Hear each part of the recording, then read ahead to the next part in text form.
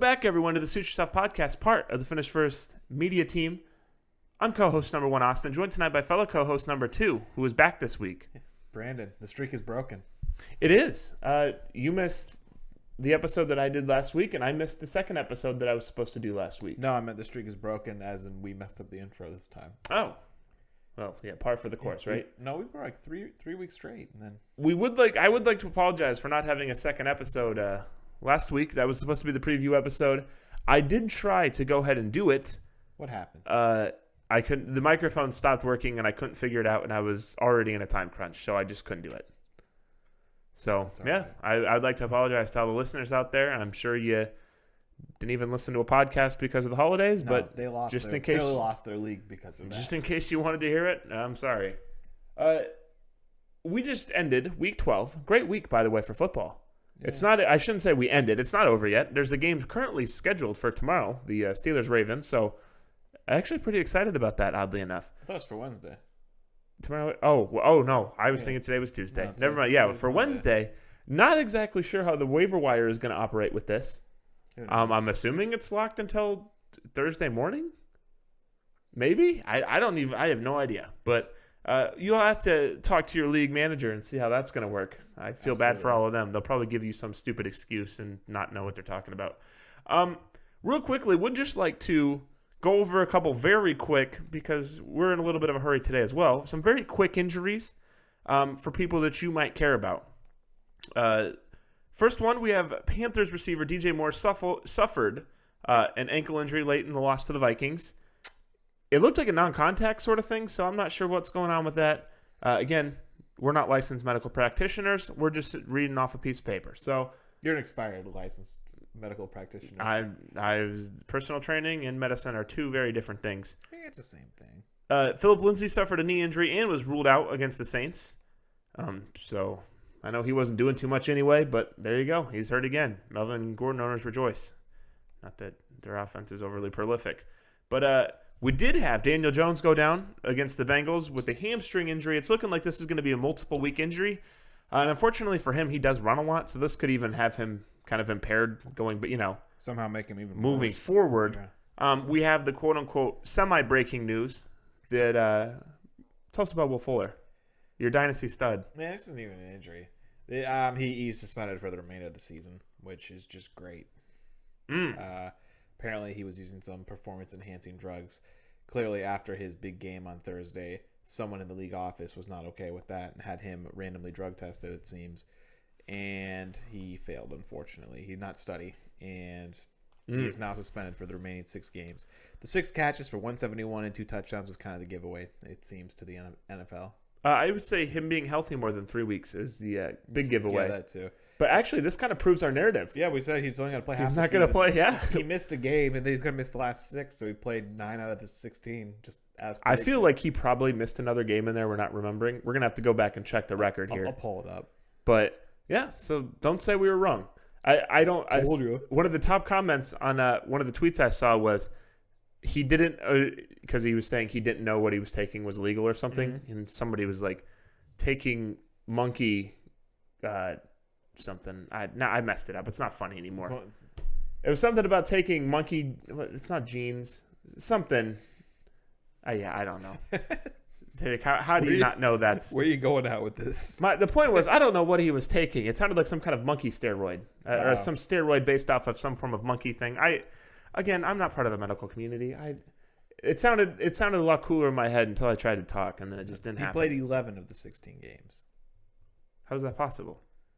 Beats me. Because he's missing 7, and he was at 1 with an injury. He's missing 6. I don't know. He must have left the game right away with an injury. Okay, yeah, that could be the case, or went out there for a play. Yeah.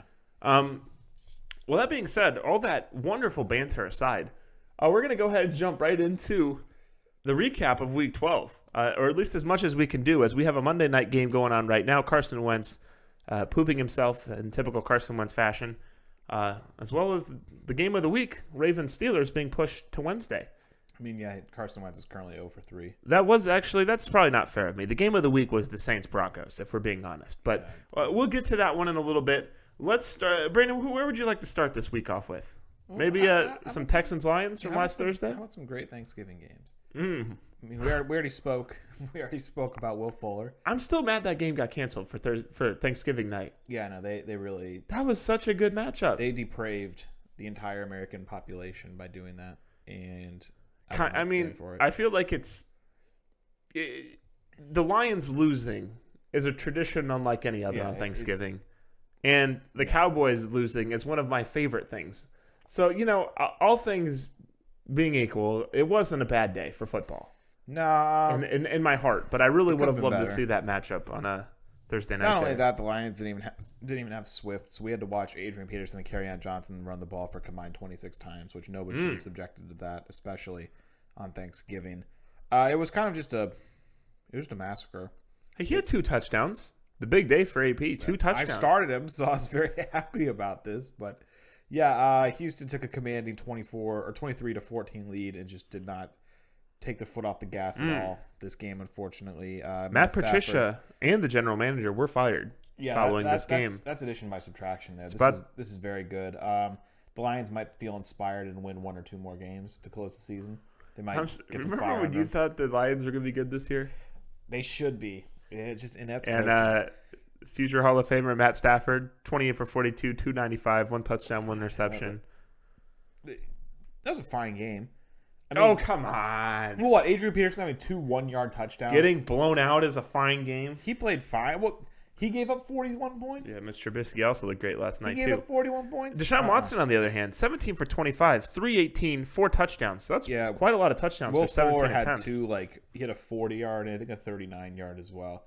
And I know for sure one of them was just a busted coverage where he was wide open. But yeah, it's still a good game by Deshaun. Solid outing for Duke Johnson. 9 for 37. I am so tired of Duke Johnson. On the ground, 3 for 43 and a touchdown through the air. So after looking like he was dead 2 weeks ago, he really I'm not going to lie. This season, when they give him the ball, he's been much more effective than David Johnson. It's Not like everybody's been yelling free Duke Johnson Jr. for 3 years, but I never have heard that. But everybody wants Duke Johnson to get more work. Well, why would you bring him in, Bill O'Brien, and never play him? Like, what's the point? Well, I don't know. Well, yeah, I just think he's better. As someone whose father went to UNI, I don't care about David Johnson, and I don't think he's good. No, I don't think he's good either. What a seamless plug there. That was a great or plug. not even a plug. I don't even know what that was. That was a great transition. Trivia, yeah. TJ Hawkinson, another good game. I was very happy. I couldn't believe it. Kerryon Johnson actually didn't look horrible, which for him is a huge compliment because that dude He's not that bad. He's terrible, and he looked great. That was probably the best game of his career, and I'm not even kidding. 11 for 46 on the ground, 4 for 52 on 4 targets. Just as a heads up there, Marvin Jones Jr. leads the day for the Lions, 6 for 48 on 12 targets. Really not doing much with them. I mean, 48 yards, not overly great. Like Brandon said, Will Fuller did go 6 for 171 and 2 touchdowns on 7 targets, team high. Brandon Cook, 6 for 85 on 5 targets. I would expect his stock to be through the roof next week. He's been quiet. I probably wouldn't go out and add him, but maybe I would. Kiki Cutie, if your team sucks at wide receiver, might not be a terrible ad.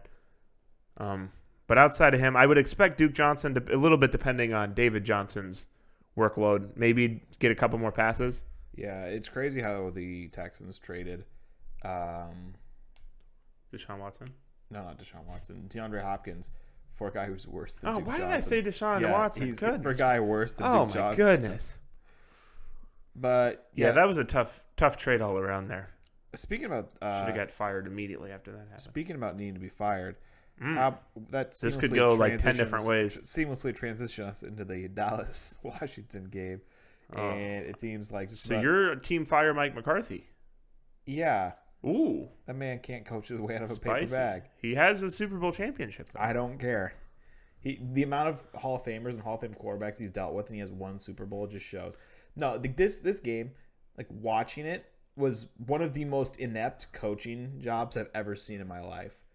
How do you give up 41 points to Washington with Alex Smith, who's like legitimately Who threw for 149 yards, a touchdown and an interception? Okay, this is how bad it's gotten in Dallas. They let Peyton Barber rush the ball 11 times for 57 yards, which is 5.2 yards per carry. Yeah, he's not good. If you let Peyton Barber run for over 2 yards per carry on you, you have failed, let alone triple that. And what happened to J.D. McKissick? I don't know. That's the real question. Antonio Gibson's looked good lately, though. And That's what I was going to say. I was going to ask, is Antonio Gibson good? he is. I mean, it is Cowboy defense, but still. Still, he absolutely like. It's wild that Washington put up 21 in the fourth. Yeah, and I think one of them was a defensive touchdown, if I recall. But Still. It's just pathetic. Because, I mean, even if you look at Andy Dalton, he had 25 for 35, which is average. 215, which is fine. 1 touchdown, which, again, he had that one really bad drop in the end zone, so it should be 2 touchdowns. And 1 interception. That's not a bad game. It's not great. It's not bad. But you still lose by 25 with that? Like, ugh. Like, it's not good. Yeah, but thankfully, Andy Dalton does seem to be keeping players kind of afloat, especially Mari Cooper, 6 for 112 and a touchdown on team tie, 8 targets, and Michael Gallup, 6 for 41 on 8. From what I can see, it looks like he likes Amari Cooper a lot more, Michael Gallup more than CeeDee Lamb, from like, and I know their stats are almost the same, but Gallup is getting fed a lot more than when Dak was in, which I think is notable. Did you see the play where it was 4th and 10 and they tried to run a double reverse on a fake punt and it lost 10 yards? Oh my goodness! No, it was on their 24-yard line. I was unable to see it. It was on their 24-yard line. I saw that. I'm like, this man, whoever's calling these plays, has got to go, because I could have told you that play wasn't going to work on my couch. It was so bad. It's absolutely disgusting. It was this division. Horrible. The Cowboys still within playoff reach at 3-8. Yeah, they're still in striking. Zeke, another lost fumble. And he's just bad. He had a long rush of 8 yards. And I know that Washington has a good front. I get that. But come on, 10 for 32. Like, if you're supposed to be a quote-unquote elite back, and I know he didn't get a lot of work, but come on. But yeah, he didn't get a lot of work because he fumbled the ball. Speaking of, the opposite, though, Terry McLaurin, very good. 7 for 92 on 9 targets. He's going to be a stud every week. Imagine him with a good quarterback. I like that. Yeah. Logan Thomas has been sneaky okay, mostly because of his touchdowns, but he went 4 for 20 with a touchdown on 4 targets. And he threw a 28-yard pass. Yeah, I think Logan Thomas is like a sneaky good play if you're really desperate at tight end. Yeah. So, I mean, you can do a lot worse than him. I know that's not an overly, huge endorsement. But Gibson also 5 for 21 on 7 targets. So he had the second most. Yeah, the first quarter, I think Gibson touched the ball like 12 times. Yeah, he's been a lot better. And at that point, I was like, oh, I thought he was going to be, which, oddly enough, the teams that seem to have picked him up are really surging right now. Yeah. But, because, it's like at the beginning of the year, like, ugh, that like guy. Robinson, too. Is he the best rookie running back this year? No. In terms of, like, what they've done. Robinson, I think Robinson was a rookie. Oh, that's true. Was he even drafted?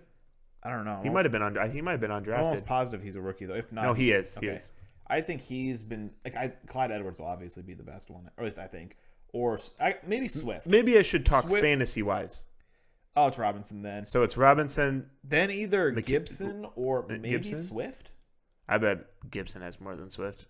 I guess Swift because Gibson's not in a timeshare. Swift missed a couple games too. Isn't that wild though? That if you would have before the season, like all these Jonathan Taylor, you got and you're like, no, the best two are undrafted Robinson and Gibson. No, in Dynasty I got Taylor and I got Edwards, and it hasn't been like a bust. But when you see guys like Gibson and Robinson out there, it's like, man, what was I doing? Or it wasn't even a bad pick. It's like, man, how'd this turn out this way? Yeah, it's always weird how that worked.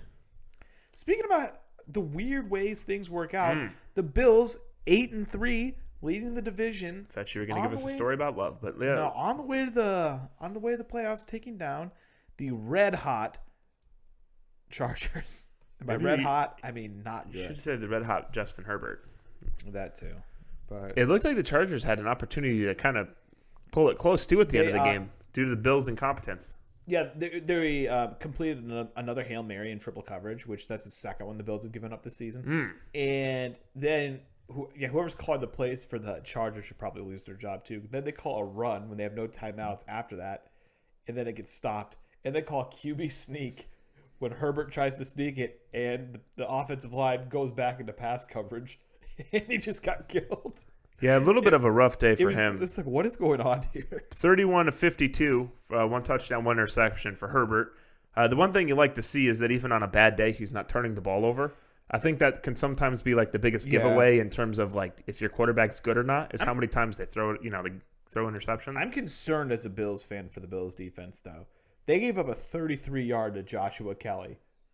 That is unacceptable. Yeah, we were talking about That is unacceptable. there was the meme on Twitter about David Montgomery and the quote unquote the run, and how it was going to be part of an NFL Films one day, But for him, maybe. I mean, this is definitely comparable here. Yeah, we've seen history.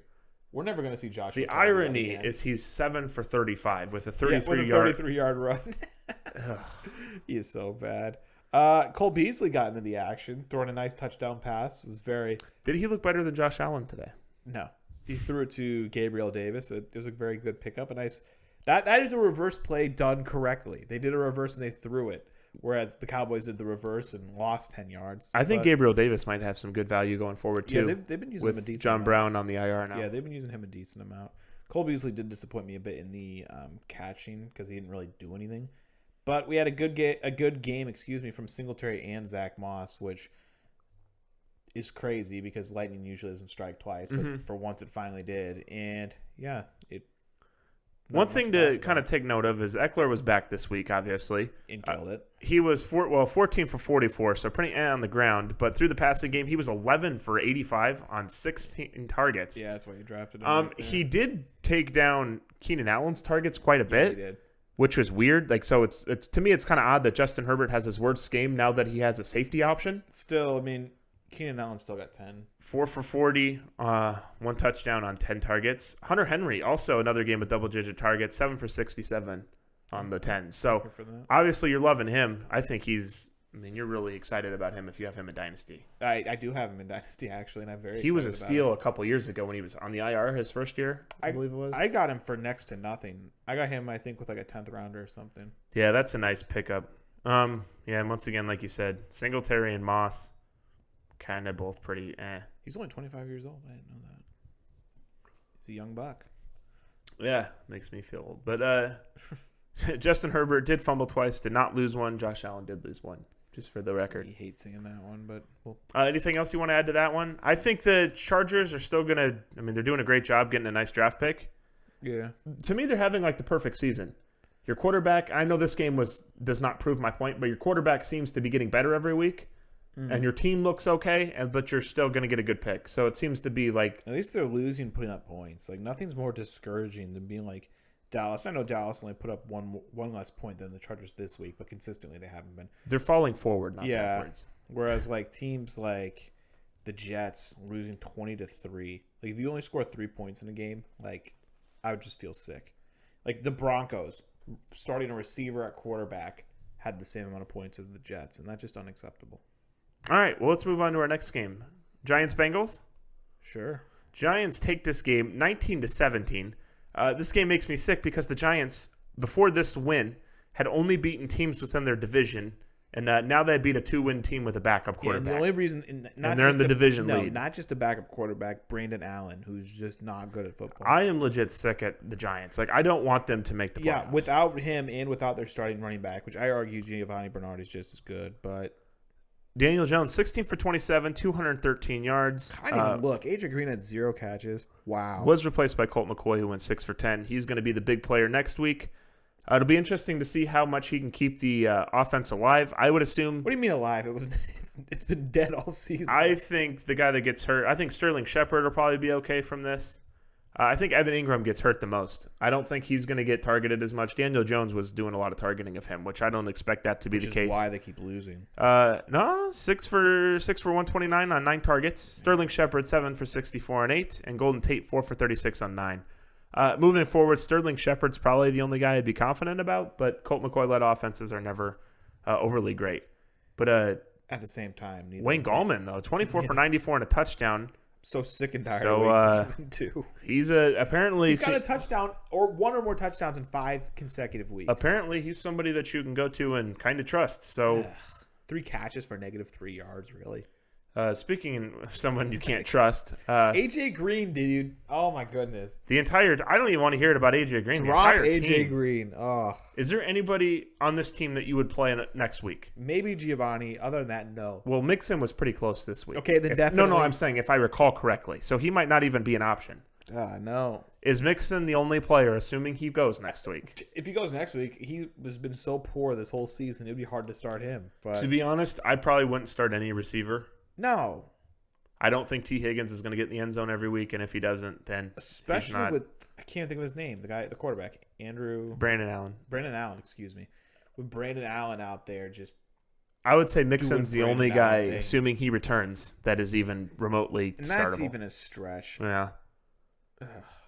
Yeah, like I said, not much on these two teams are a joke. Let's just move on. Speaking of a joke, how about those Las Vegas Raiders dropping 6 points against the 1 week I start Derek Carr against the Falcons defense? It's 1.6 points. If you don't score 25 points in the Falcons defense, you failed, let alone 6. Well, this is a team that's beaten the Chiefs, and they give up 43 to the Falcons. And Nathan Peterman even found his way in the game. And if Nathan Peterman finds his way into the game, we have definitely got some problems.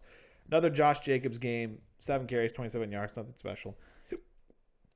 He's been very disappointing, at least. Their offense is just up and down so much. Yeah. They're just big waves. He's honestly one of the most disappointing people this season because we were expecting that big leap from his rookie season, and he just did not do it. And, I mean, yeah, he got a few touchdowns at the beginning of the season, which boosted his point average and whatnot. But I don't think he's been very good. And it just disappointing because he was killing it last year. Disappointing for everyone on the team. I mean, when Hunter Renfrow leads the team, he's not bad, but 7 for 73 on 9 targets. All of those were team highs. Ruggs, 3 for 56 on 5. Al Galore didn't get a touchdown, but 5 for 54 on 6. Darren Waller, that was a tough game for him. 7 targets, too, but 4 for 23.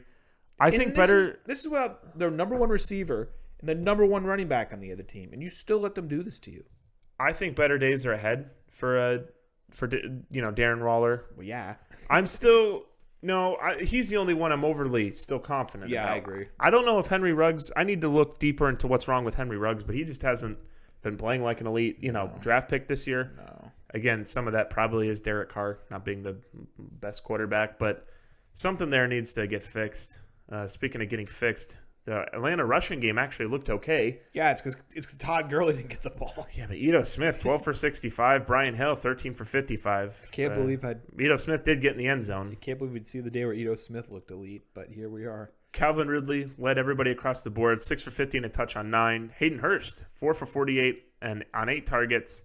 And those are the only 2 guys you care about. He has off games when Julio was away, so I was a little worried about him, but apparently he is an integral part of the offense at this point, or at least he was in this game. So the crazy part about this is there was about 300 yards for Atlanta, and they scored 43 points. So I assume they had a couple of defensive touchdowns. Yeah, 2 defensive touchdowns. Okay. Yeah, I was sitting there like, man, Matt Ryan did not play well. Derek Carr lost 3 fumbles. Matt Ryan averaged 4.7 yards per throw, which is very, very poor. The team averaged 3.9 yards per carry, which isn't good, and they still won by 37 points. So I can't believe I'm saying this, but the Falcons defense showed up.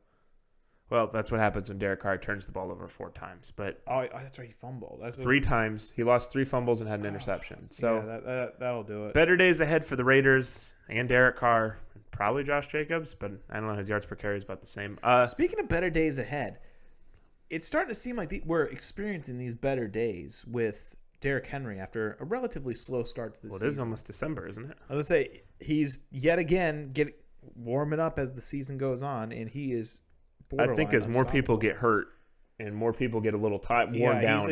Exactly. He somehow finds the energy to. He does the LeBron thing. Yeah. Oh, that time of year again. Better pick it up. Oh shoot. Okay. But Better start running hard again. Yeah. The last 5 games, he has 600 total yards, 5 touchdowns, running at a 5.2 yard per carry, which is absurd. He's on track for over 1,800 rushing yards, which is absurd. The other thing is I feel like they're very oddly underrated still. No, yeah. Nobody ever mentions Derrick Henry and so good.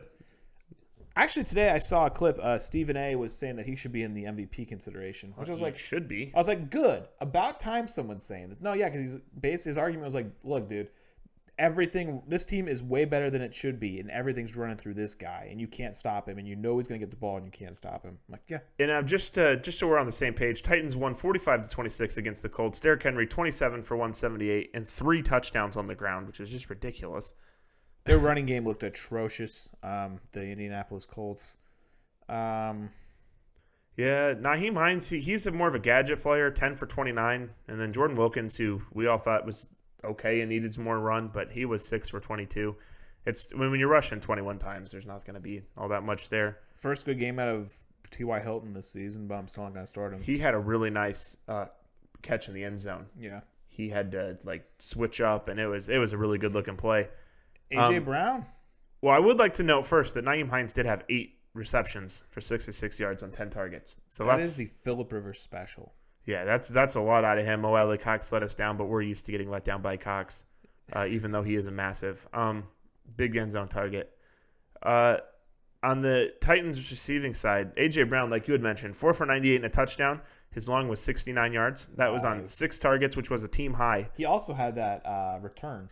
Returned an onside kick. Yeah. So if you have him, like myself, you got very lucky. So but 2 touchdowns. Corey Davis still playing pretty well, 3 for 70 on 3 targets. So they'll take that. Not, I wouldn't trust him as a 1 or 2 probably, but he's definitely a nice flex option. Even Tannehill, he only threw the ball 22 times, but he still threw for 220 yards, which, he had 20 less attempts than Phillip, and he had 70 less yards. All things considered, really good. For 13 completions, the receivers made out pretty well. So, and I would say that's kind of probably a down game for them. So, A.J. Brown looking very nice, though. I mean, that dude's just a man out there, the way he runs over people. That's why it's so funny to see him and Henry on the same field. They're just huge. Because they just run over everyone. But some big men. A lot of fun. Gotta love big men running around. Yeah, I agree. Next game we're going to talk about is going to be the Panthers-Vikings. Panthers lose this one 27-28. In the biggest fail of all time. In embarrassing fashion, even though it was embarrassing that they were even winning. The Vikings tried their damnedest to hand this game to them, and they just wouldn't take it. Well, that was awful nice of them. They were in the giving spirit. Exactly. It was incredible. Bridgewater, once again, not getting it done. 19 for 36, 267, 1 touchdown, 1 interception. And 40 of those yards were to a 2-yard pass and the touchdown to Robbie Anderson, who made the entire play.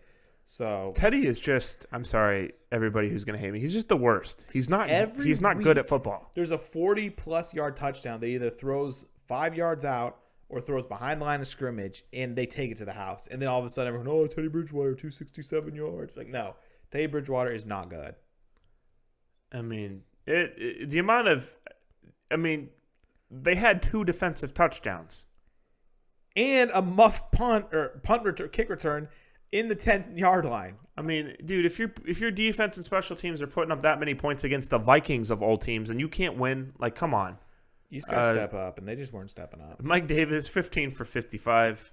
So pretty day for him. I believe McCaffrey might be back next week. Robbie Anderson, 4 for 94 and a touchdown on 7 targets. Like Brandon said, he had the 41-yard essentially out that he took, or slant that he took to the house. Curtis Samuel, 5 for 72 on 5. The lead receiver on the Vikings was B.C. Johnson. Yeah, interesting there. The fourth is Chad Beatty. You're getting beat by Chad Beatty and B.C. Johnson. You should just reevaluate everything. Yeah, it's not overly good. But DJ Moore, 4 for 61 on team high 9 targets. I'd be a little nervous to own. I kind of feel like I'm nervous to start Robbie Anderson every week, especially because he only had 4 receptions, where normally he's at 9. So granted, when you have 2 defensive touchdowns on the field, that is fair. Dalvin Cook didn't look overly good this game, but he's allowed a weird game every once in a while. 18 for 61. Like Brandon said, there's a lot of targets and receptions. Justin Jefferson, 7 for 70, 2 touchdowns on 13 targets. So Kirk Cousins had a hell of a game too. Especially a lot of that came in the clutch. Yeah, that's probably fair. I still don't trust Kirk Cousins for anything, but yeah, he played well this game. He did well.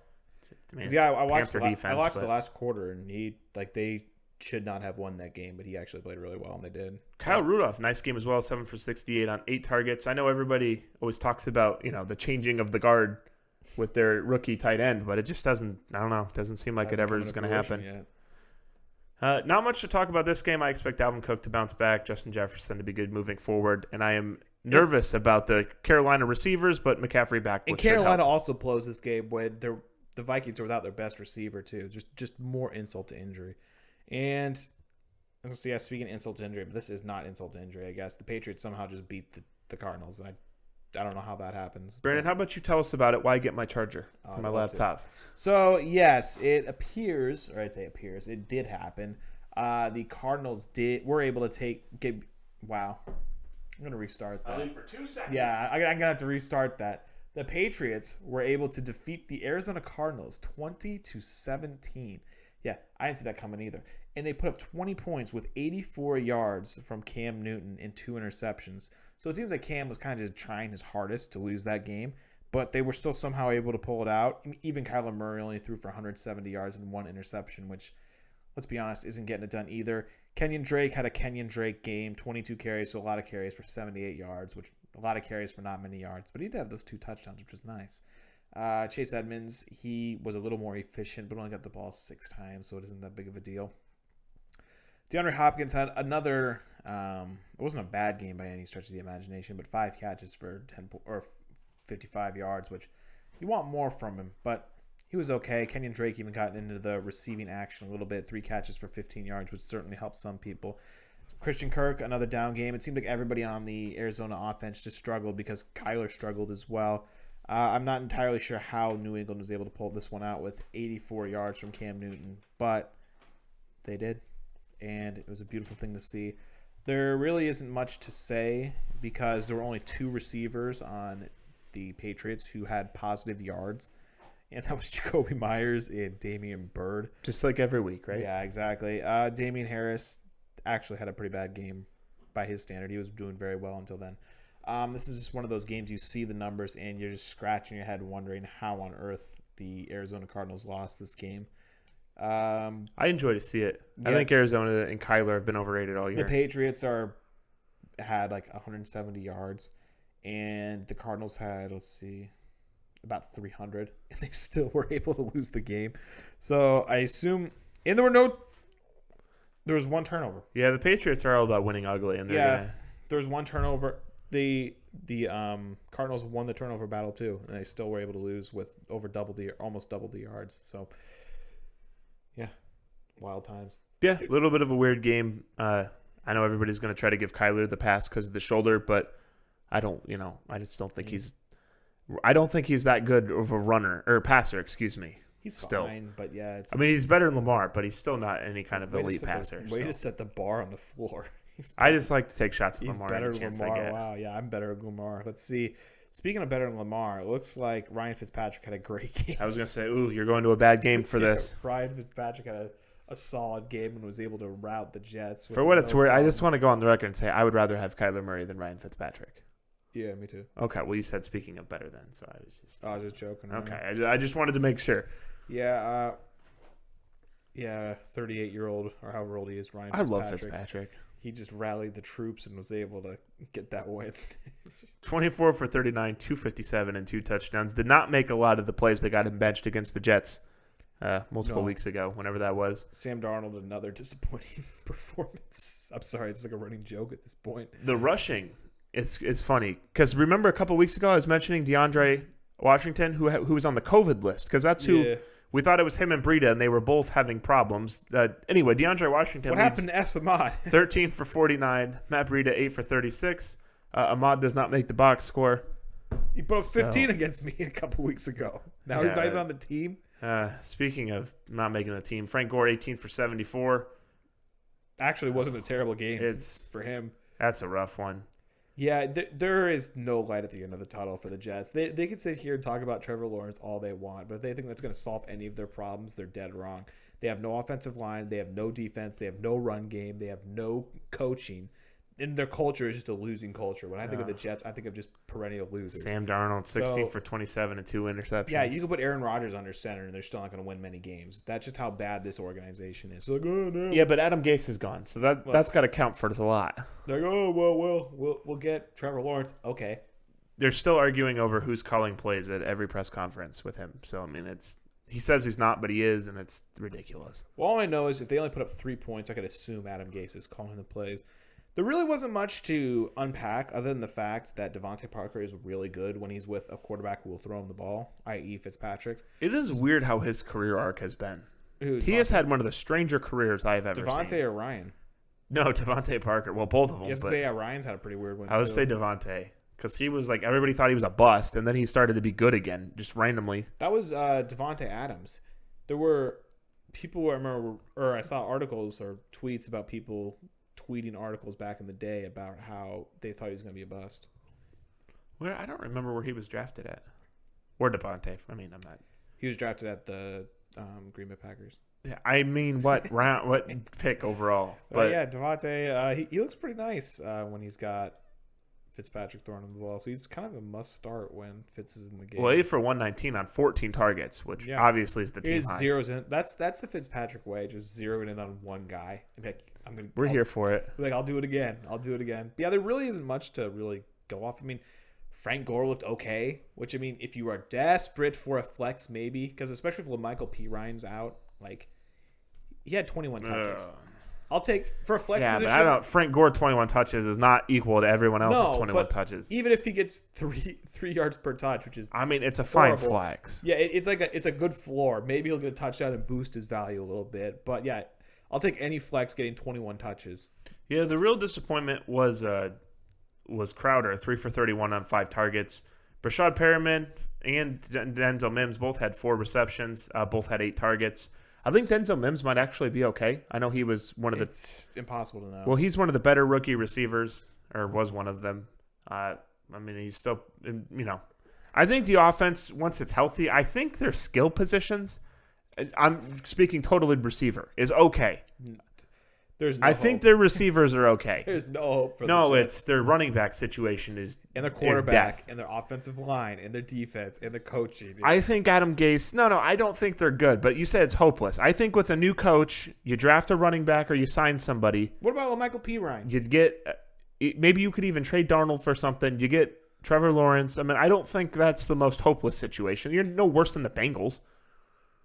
No, because Bengals at least they have a decent running back. They actually do have a good running quarterback. Back. They have a couple good receivers. Good wide receivers, yeah. And they don't have Adam Gase, so maybe I should say I don't think they're in as bad of a situation as one might think. Yeah. Speaking of being in a bad situation, we have the Jacksonville Jaguars, 1-10.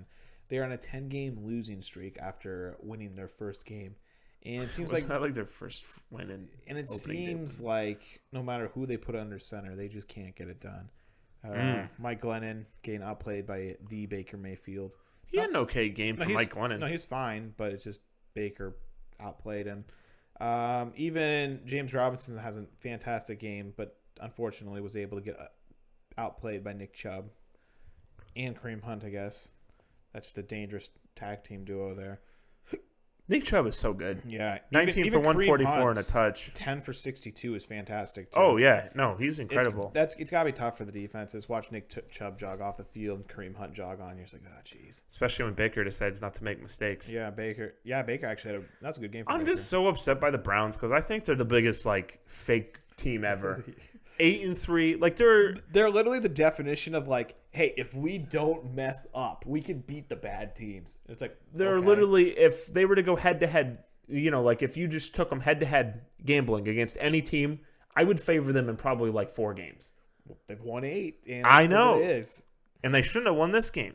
I'm just big mad about the Browns. I think they should have won this game. Like I said, They were the better team. I've been waiting all year for them to make the playoffs so I can bet the house on the other team. Because they're going to be the favorites.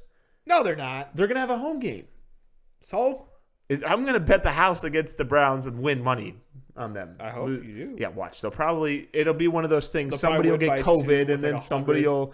They'll win by 2 with 150 rushing yards. Some backup quarterback will throw 4 picks and then it'll be win by 1. Let's just be honest. They got that run game on lock. They're good at running the ball. Well, yeah, but Baker's not good at throwing the ball. He was this week. Jarvis Landry on my bench, 8 for 143 and a touchdown on 11 targets. A nice game for him. Nobody else really did anything through the air. It's kind of one of those games. James Robinson, 22 for 128 and a touchdown on the Jacksonville side. It's really not a good scene on the receiving end. Colin Johnson, 4 for 96 and a touchdown on 8 targets. I'm probably not rushing to the waiver wire to add him. No. I mean, maybe if you're really desperate and he's a cheap ad, I don't know. But there's not really anybody I'm interested in on that team besides James Robinson at this moment. Like we said, we'll watch Colin Johnson, but he had the most targets on the team. Speaking of being uninterested in players, how about those Denver Broncos putting up a whopping 3 points? I was excited for this game. Against the Taysom Hill-led Saints. I don't want to – we do this every week. I don't want to get angry about Taysom Hill. Dude's ass. Dude is awful. 9 for 16, 78 yards and an interception. On the ground, 10 for 44 and somehow and was 2 touchdowns. the significantly best quarterback in the game. Is there anybody at this point? Well, Kendall Hinton, 1 for 9. Yeah. 13 yards and 2 interceptions. I believe this was the second time in league history that a team had more interceptions than completions. I assume Geno Smith was the first one to do it was the greatest bust in the history of the NFL, Ryan Leaf. So shout out to him. Oh, I think I going to say like DeMarcus Russell or something. No, this was just embarrassing. Latavius Murray They were under 100 passing yards in this game. Yeah. That's incredible. Yeah, I mean, Lamar was earlier. There were 330 rushing yards combined. Lamar Jackson was beneath 100 one game this season, too, and he's the reigning MVP. That's on both teams. Oh, both teams. Oh, wow. Yeah, that's not good. And they only combined for 329 rushing. Like, that's nothing. Yeah, that's really not good. Yeah, so I just want to know, does anybody honestly out there, I'm not speaking to the audience like they do. I'm just asking generally. Does anybody honestly think Taysom Hill is doing an okay job? I mean, the first game he was fine. This game was tough because he didn't, like... Does anybody think he's doing anything, though? Well, I don't think he's the reason they're winning. Like, yeah, this first game, he did a serviceable job. I'd say it was like an average performance. But this is below average performance. And like his definition of like, that's okay. But yeah, there's no need to celebrate this. New Orleans did win the turnover battle. It was 2 interceptions. Well, and Lloyd Cushenberry, the third, lost a fumble. I pity Jameis because there's no way in hell that he could step out there and throw for 78 yards and not an interception. I think what they're doing is everybody knows Jameis is a better quarterback, but I think they know that against they play another terrible team next week. Against these bad teams, all the Saints have to do is run, and Taysom Hill is just going to run. So yeah, Latavius Murray killed it. He's with Taysom Hill in, he's been more effective than Kamara. 19 for 124 and 2 touchdowns. Alvin Kamara 11 for 54 and 0. Like we mentioned, Taysom Hill 10 for 44 and 2 touchdowns on the ground. Royce Freeman 8 for 50. Melvin Gordon 12 for 31. Philip Lindsay 9 for 20. So that's kind of a disaster. Yeah. Melvin Gordon not looking very good, but I mean, the problem Philip is Lindsay also is averaging every 2.2 yards a carry. Melvin struggles, Philip always does worse. So there's never a justification for him to get benched or lose the starting job because when he plays well, he plays better than Philip, and when he plays poorly, Philip always plays worse than him. So it's just like, well, we're stuck with him, I guess. Imagine if you played any receiver on the team high in targets was 2. the team high in receptions was 1. Oh. And it was the only one. And you know something? This team put up the same amount of points as the Jets. I don't want to talk about this game anymore. Taysom Hill's garbage, but he's going to keep looking okay because they play awful teams. I was sitting on my couch and had more receiving yards than Alvin Kamara. That's pretty wild. I just want everybody to know, if you hear somebody say that Taysom Hill is serviceable, eliminate them. Well, no, don't do that. We're not condoning that. Figuratively speaking, of course. I was going to say maybe... never mind. Just tell them to shut up. Tell them they don't know what they're talking about. You don't know what you're talking about. You don't know sports. You don't know sports ball. Yeah. Tim Tebow better. Yeah, that'll get him. Actually, he probably is. Yeah, he probably is. Actually, I don't know. Yeah, I don't like thinking about it. Moving on. 49ers versus the Rams. 49ers take this one 23-20. Finally getting some players back. Shout out Debo. Nick Mullins, 24 for 35. 0 touchdowns, 1 interception. Jared Goff, 19 for 31, no touchdowns, 2 interceptions. So thanks for that, Jared. How do the Rams keep beating good teams and then losing the bad ones? They keep going to Jared. I don't understand this. Cam Akers, 9 for 84 and a touchdown. Darrell Henderson, 10 for 19. So big game out of him. Cam Akers did have a 61-yard rush. So just for the record, he got caught from behind. Not something you like to see. That's the classic. If that happens to me in Madden, I throw my controller. Raheem Mostert, 16 for 43 and a touch.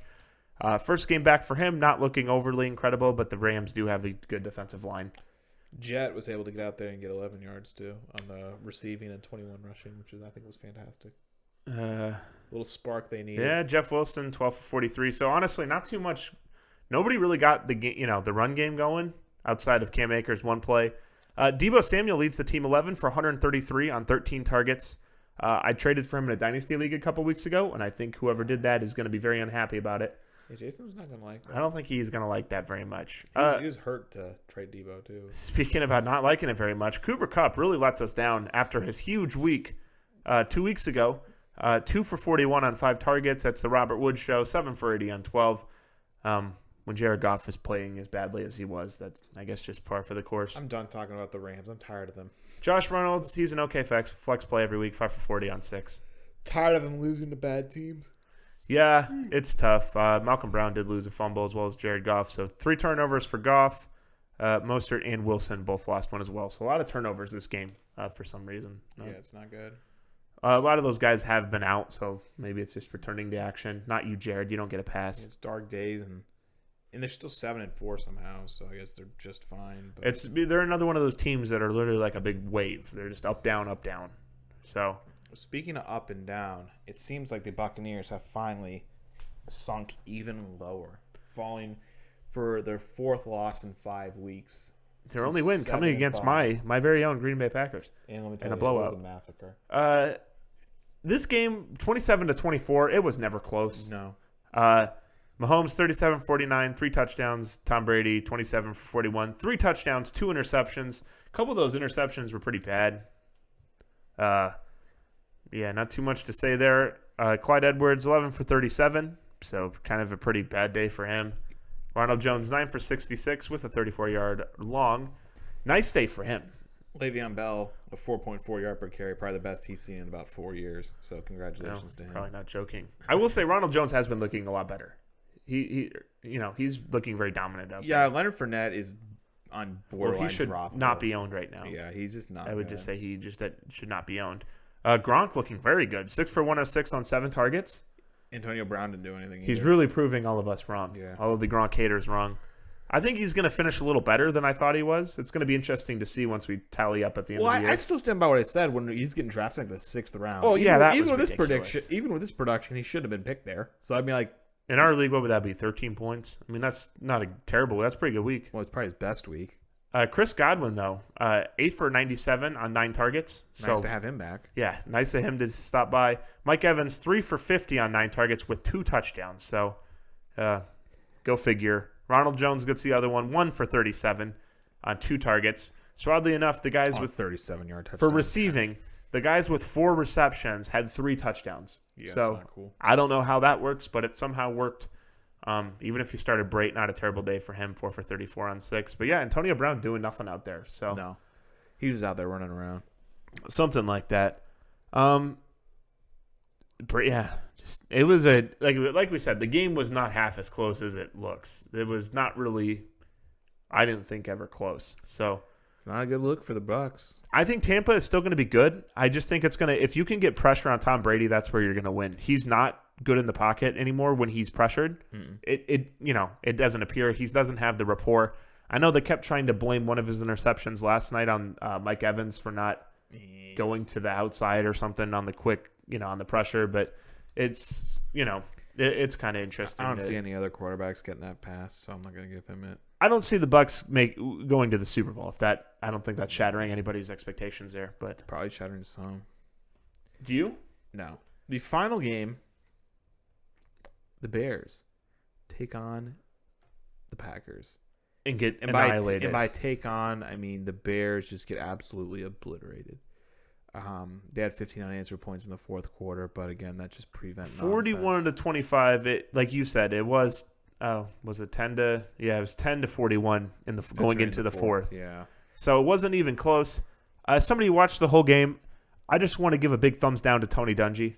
That was very poor announcing on his part. I'd also like to give a big thumbs down to David Montgomery. The 1 week I play him, he has a career game. The run, 57 yards. Yeah, that he will never top. 11 for 103. He's very good. Never top. 5 for 40 and a touchdown through the air. Yeah. Can I get back real quick to my Tony Dungy hatred? Yeah, Anthony Miller did tweet out how embarrassed he was about the game. Good. He should. He's actually not that bad, and that team is He awful. said this expletive, embarrassing. And I can only assume he was talking about the Bears. I don't think we have to assume. I was annoyed at Tony because all Tony Dungy kept saying was how he was giving essentially Trubisky a pass the whole game. It was just, and then in the 4th quarter, after he was talking nice things about him all game, watching him suck, it was and he kept doing the stupid thing, the John Madden type of stuff. Now, if I'm the offensive coordinator here. I'm telling my team we need to score the ball. First off, you're not the offensive coordinator. And it was for a just very like, huh? specific reason. And then it would go. The Bears would then, like, the Packers would be punting or they'd score. Now, if I'm the coach, I'm telling the defense, guys, we got to get the ball back and give it to the offense for them to score. I'm like thanks, guy. Like, thanks for that. That's what they have him in the booth, for that in-depth analysis. And he was complimenting Trubisky. That's what we need him to do. Go down the field and score the football. It's like, in garbage time. He looked. He had a couple nice throws on that drive. I'm like, yeah, so. You're down 100 points in cover 2. Like, I'd hope you'd have a couple nice throw. Whatever they were running. I don't know. So who's the biggest loser of the game? Tony Bears Dungy. or Tony Dungy? Tony Dungy. Okay. Also Mitch Trubisky, but I think, honestly, the number one loser is Bears fans. There's losers in general. I would also say Allen Robinson, because the guy's so good. Get that man on a different team. I mean, I can't feel that bad for him. He's signed there, but 8 for 74, 2 touchdowns on 13 targets. Dude's freaking monster. Last podcast I was on, you complained that the Packers weren't aggressive enough in signing Will Fuller. Are you happy they did not sign him? It was bittersweet because we need something, but I don't think if he's the best available, then fair enough. It depends what he wanted for money. I would not have given him a lot of money. Well, I mean, I'm talking more because he got suspended. So why don't we get Allen Robinson? Hey, we got Tavon Austin, so that's wide receiver vet. How old is he now? Like I said, I have watched his highlight tape from college a million times. I loved him so much. I feel like he's just a smaller Cordell Patterson at this point. So that's just, he's always been that. Robert Tonyan, 5 for 67 and a touch on 5 targets. Freaking beast. Devontae Adams, 6 for 61 and a touchdown on 9 targets. And if you started anyone else, I'm sorry. Jonathan Williams. Did Marcus Valdes-Scantling play? He never plays. He didn't make the box score. Good. I thought he was playing. He could have. I thought I started him in a league, so that's tells you how my league and my dynasty week went there. But so he was questionable versus Bears after injuring his Achilles. Oh, did I start again? Maybe I didn't even start him. Maybe he didn't play. That kind of sucked to hurt your Achilles, though. Sorry, that's beyond the point. Mitch Trubisky had 3 fumbles, only lost 1, just on a side note. Yeah, you got lucky there. He had 3 total turnovers. Could have been worse. Rodgers, though, 21 for 29, 211, and 4 touchdowns. So really getting it done. Aaron Jones, 17 for 90 on 6 with a 16-yard long.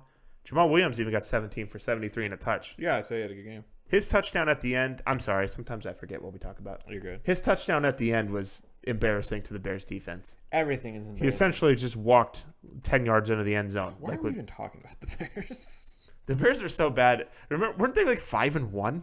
Yeah, or something? And everyone, like myself and Google, was like, dude, they suck. Like, shut up. Like, dude, 5-1. Yeah, 5-1. No, but there's always that. I think Bears fans knew they suck, but there's always that guy somewhere. It's like, well, you had to win the game somehow. They won the games. You got to respect them. No, like, no. An ugly win, still a win. We got this. No, you don't. I refuse to respect you. You don't got this because you've dropped 5 games straight. And, yeah. The respect has to be earned. And even though they won the games, they did not earn it in my book. I'm not giving it. All right, well, that's going to wrap up the games. We're going to hopefully... What a week. I've said this the last 2 weeks, but we're hopefully going to be back on Wednesday with a recap of Week 12 outside of... A recap of maybe Week 12? we'll even have a preview of Week 13? We'll actually have the recap of all the games because the game's going to be at 3:25 on Wednesday. Also preview. Did you see why it's at 3:25? No. Because they're having the Rockefeller tree lighting ceremony, and they didn't want to flex it. And I was like, who watches that? I would use profanity if it was allowed. Who the F word is watching this Christmas tree lighting ceremony especially live, that they'd have to move the Steelers Ravens game? No, that's like, I mean, I get it that most people probably just, it's not a normal football night, so they don't even know. Cashies don't even know. It's probably like part of the same network, and they don't want to lose revenue or something. Come on, it's a tree lighting ceremony? The fact that that's televised, I didn't even know that was a thing. It has me shook. Yeah, I legitimately did not know that was a thing, and I care even less about it than I did not know it was a thing. Imagine sitting down and be like, "Oh boy, time for the tree lighting." Like, imagine being mad. Oh, football's on. What about my tree lighting ceremony? Yeah, it's what a joke. Yeah. No, it's not a joke. Absolute joke. Because jokes are amusing, and this is not amusing. This is serious. You know that I'm going to log into Twitter and I'm going to tweet about how much the tree lighting ceremony sucks without giving it views. You won't. Yeah. Power to the people. Imagine giving a flying frick about a tree being lit in New York, nonetheless. Would you say a hashtag no thanks? It's almost like getting excited about a fake ball dropping on New Year's. It's more of what the ball symbolizes, but yeah, that's still pretty silly. The best Especially part because is in Iowa, it living drops at Central 11. Time. It drops at 11. We're like, oh, New Year! And then it's like, oh, wait, no, it's not. Those poor Eastern people. It's dropping real early, 3 hours early for them. Yeah, they're... Oh, wait, no, that'd be West Coast. Sorry, yeah, West Coast. It's West Coast. It's dropping. Yeah, sorry. Yeah, it's not good. Imagine waiting all day in Times Square to watch a ball drop. Okay, I would do that. Oh. If I were in New York at the time and someone was like, hey, you want to go to Times Square, I'd just be there for the atmosphere, just have a good time. And then when the ball drops, and just get lit out there. But that's about it. It'd be infectious because everyone would be so excited. Just imagine if you were allowed to go out this year. People thinking that 2020 will be ended and all your problems end with it. Yeah, exactly. Yeah. Just think of the joy and all those people, the rejuvenation of souls. All those people on Facebook. I'm just ready for 2020 to be over. Yeah, because all this stuff's disappearing once the ball drops. We know, Facebook only attracts the highest IQ members of our society. Yeah, exactly. Just all the intellects go there. There is thoughts and feelings. There is a large wealth of knowledge, misinformation, and idiocy found on that site. That is unparalleled by, well, it's really not. Every site's stupid in its own way. I'd say Twitter at least has some smart people on it. Yeah, but it also has the crazies. Yeah, but they're easy to. What's that stupid blog site? Is it Tumblr? BuzzFeed. Weird people on Tumblr. Tumblr's just kind of its own thing. It's almost dead. Yeah, imagine people don't care about blogs in 2020. Wow. If only the bloggers would realize that. Oof. Hey, they think they're very important and doing the Lord's work. They're very important. All right, that being said, now that we've rambled 5 minutes about non-fantasy related content, like we said, we'll be back on Wednesday, hopefully. I'm going to lie to everyone and say that I'm going to have the website updated by then. I won't. Nice. And yeah, so everybody enjoy that. We'll do plugs Wednesday. Now, where can they find us? I got stuff to do. I got stuff to do. We're ending the episode. Where can they find us? You tell us in 5 seconds because I'm clicking in. Apple Podcast, we have not Finish First Media, but we have the Suit Yourself Podcast, YouTube Suit Yourself Pod, Spotify Suit Yourself Podcast, and Twitter and all that Suit Yourself Pod. Thank you. But we don't use the Twitter, so why plug it? Well, I mean, they can still follow One of these years we'll use it. They can still follow it. Anyway. I got a meme I'm making, actually. What? I got a meme I'm making, actually. Oh, jeez. Yeah, we're giving away free V-Bucks. Yeah. Everyone have a great rest of your evening, morning, afternoon, wherever you're at. We'll be back to you on Wednesday. We'll see everybody later.